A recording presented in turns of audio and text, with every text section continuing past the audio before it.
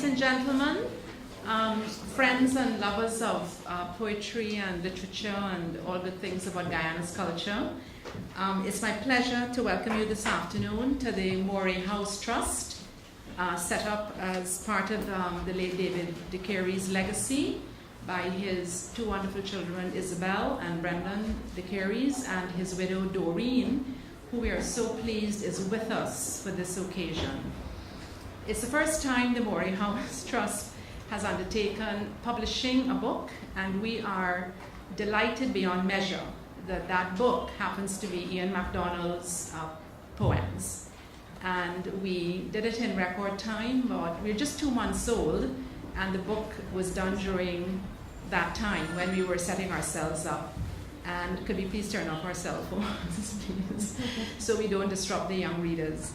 So welcome to everyone.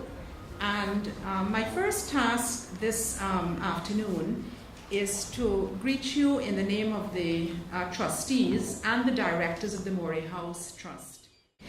So I have here a very beautiful message that Joe Singh has sent. He is unavoidably, he's not with us this evening, nor is Isu. Isu is at a meeting in Trinidad, I think promoting Demerara Distillers Limited, and Joe is in Rio, meeting with diplomats, preparing them for Rio's World Cup, which is coming up.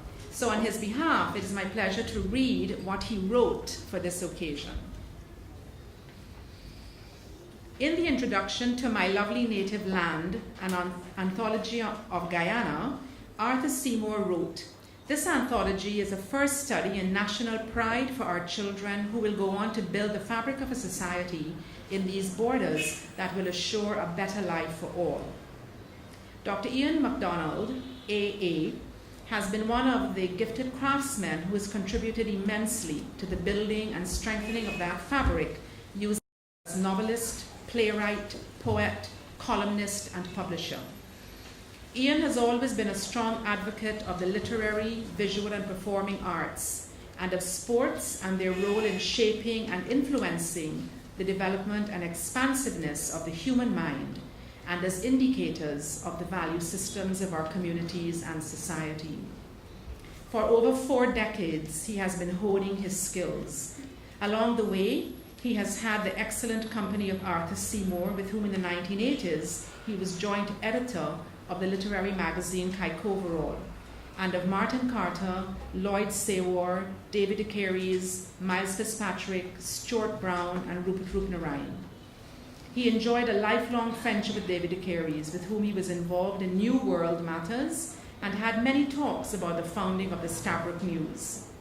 I had the privilege of working with a small group that included David and Ian on the restoration project for the Theatre Guild Playhouse and Annex. That experience was an extension of the informal dinners or lunches we enjoyed with Hugh Chumley, Rupert, and Miles at each other's homes, compliments of their spouses. These occasions provided us with the sanctuaries for relaxation from the humdrum of daily activities and facilitated the intellectual stimulation, engendered the good humor, and allowed us the opportunity of sharing in discussions on everything under the sun. It is therefore most appropriate that the Moray House Trust, founded in David's honor, should be publishing and launching this 5th collection of Ian's poems, The Comfort of All Things. The publication is in the long and honorable tradition of local publishing, stretching back to Leo's poems in the 19th century and continuing throughout the 20th century with publications by distinguished Guyanese like A.J. Seymour, Norman Cameron, Wilson Harris, Martin Carter, and others too numerous to mention. And it is my opinion that this publication will add further distinction to this long tradition. Usually, poets have their fingers on the emotional pulse of their peoples, of their homelands, and their poetry records and their poetry records the most moving events and the most profound emotional currents of their times. Those who would have read Ian's poems would testify to his abilities to bring all of these together.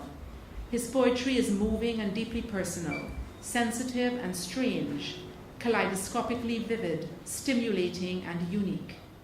Even if you did not know mighty Joe Young, the amputee, who lived all by himself on a small island off Makuria on the Essequibo River, you can identify with the image of the man conjured in Ian's poem, Half Man in a Storm.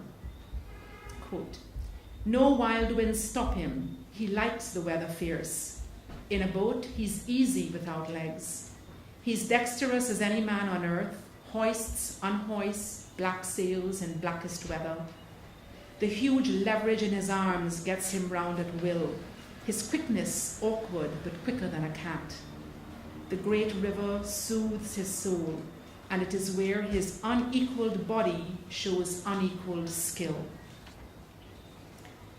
On Thursday, March 22nd, I had just returned to Ogle by helicopter after a visit to the CGX oil drilling platform, the Ocean Saratoga, 120 miles offshore, when I received an email from Rupert informing me of the tragic news of the passing of a dear friend, Professor Neil Whitehead, archaeologist and anthropologist who died from cancer. Neil, along with George Simon and other associates, had been working on a site near Tudubali on the Berbice River, the home of the Mendez family. June and her family are here. That has important implications for our knowledge of prehistory and the settled Lokono communities going back 5,000 years. Neil was only 55 years old, and from his outward appearance, one very healthy human being. My last email correspondence with him just a month ago had to do with his field program for 2012 and his acknowledgement of receipt of my book, Growing Up in British Guyana, 1945 to 1964, which was published right here at Moray House. We subsequently learned that Neil had been diagnosed with cancer in late 2011, but he kept it very undergoing treatment, which sadly was unsuccessful. I had taken Ian's book of poems, Mercy Ward, with me to reread en route to and from the drilling platform. The finality of Neil's demise came home to me in the very first poem in Mercy Ward that I read.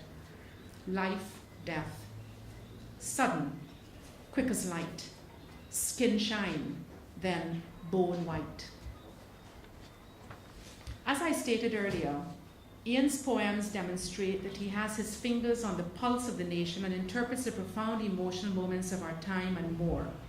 I share with him the love and fascination of the mighty Essequibo, Guyana's magnificent forests, spectacular landscapes, and rich biodiversity.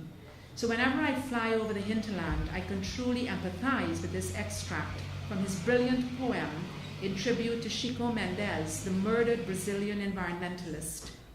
Ian wrote this poem at the time of the UN Conference on the Environment and Development in 1992 in Rio. And this year, 20 years later, we reconvene for Rio Plus 20 in June 2012 for an evaluation of our stewardship of the globe. The sun parrots are late this year. The roar of the wind in trees is sweet, reassuring. The heavens stretch far and bright above the loneliness of mist-shrouded forest trails, and there is such a feeling of softness in the air. Can it be that all of this will go, leaving the clean-boned land?